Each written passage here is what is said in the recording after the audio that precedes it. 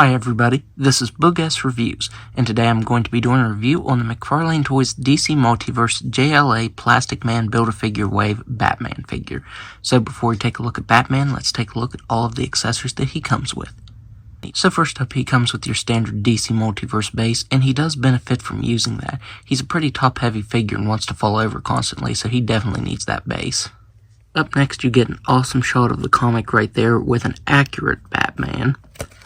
And the bio is the same copy and paste bio that we get with just about all the Batman figures. If you want to read that, go ahead and pause it now, though.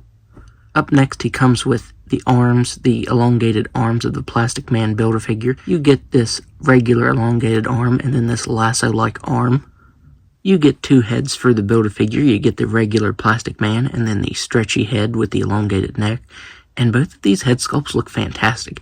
I do like this one more just because of the expression on the face, but McFarlane Toys did a really awesome job on both of these head sculpts. And finally, he comes with his grapnel gun. And I really wish that this would have had some sort of paint detail to it. He can actually hold it in his hand very well, and it has some decent sculpt detail to it. But yeah, it really needs some sort of paint detail, like silver here on the end on the hook. That would have been really nice. So now let's go ahead and take a look at this head sculpt. So taking a look at this head sculpt, I think McFarlane Toys did a really awesome job on this head sculpt.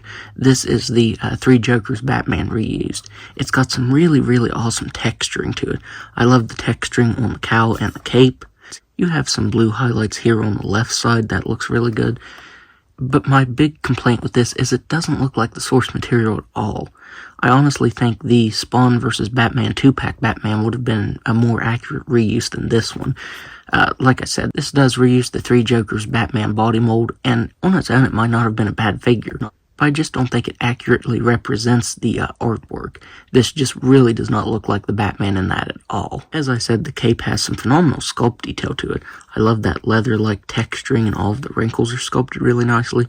That looks really good. Would have been nice if we would have gotten a fabric cape upgrade with this figure, but we don't. You also get some blue highlights on the gloves right here and some texturing on top of them. One thing that really bothers me is you can see that this is kind of a semi-glossy plastic, but the chest here is matte black. I feel like it really stands out because the rest of the figure uses that like semi-glossy plastic, except for the gloves and the chest right here. So yeah, that is really noticeable right here. I also feel like Batman has long legs. I don't know if it's just me, but I feel like he has some really long legs here. You also get some nice blue shading right here on the boots, and some more texturing like on the cape right there. As I said, on its own, this figure looks good. It just doesn't accurately represent the art that's on the card or in the comic, and that does irritate me a little bit. So now let's go ahead and go over his articulation. He has a ball-jointed neck that can look up just a little bit. He can look down all the way. He can move his head side to side, but it's a very tight joint. He has ball-jointed shoulders that can move all the way out. He has butterfly joints that are a little hindered. You can kind of hear it clicking there. He has swiveled the bicep, double-jointed elbows that can bend all the way in. It's very tough, though. The joints on this figure are pretty stiff. He has wrists that can move up and down and spin all the way around. Since this is one of the older figures, the articulation here in the diaphragm joints, they can move back nicely, but he can't crunch forward at all. It's impossible to get him crunching forward, and he does move side to side here at the waist, but up here at the diaphragm joint, you get no side to side movement, so that is pretty frustrating. He has hips that can do a complete split. He has a very nice thigh swivel. I have to say that's pretty nice movement right there. He can only kick forward that far. He can kick back just a little bit. He has double jointed knees that can bend back that far, and he has ball jointed ankles that can move down very slightly, up very slightly. You can't really move it all the way around. It's too stiff to actually do that. And toe articulation that can move up all the way. So now let's do some size comparisons. So first up, here he is next to the Batman vs. Spawn Batman figure, and as I said, I think it would have made more sense to reuse this body mold and do it in an all-black collar scheme. I think that would have looked really good. Maybe just tweak the head sculpt a little bit so he's not angry. I actually did try swapping these heads out since they both have the ball-jointed necks, but I really don't like the way it looks. I'll put it up on screen here. So yeah, they are interchangeable. It's really tough to do. You have to heat it up.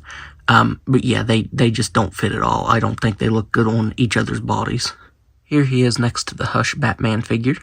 Here he is next to the black Nightfall Batman figure, and they could have even reused this body mold. I know it would have been, I think, like the third time, but even making it all black, I think it would have made more sense than reusing this Three Jokers Batman, because you can see he is a little bit taller and quite bulkier than this Nightfall Batman figure.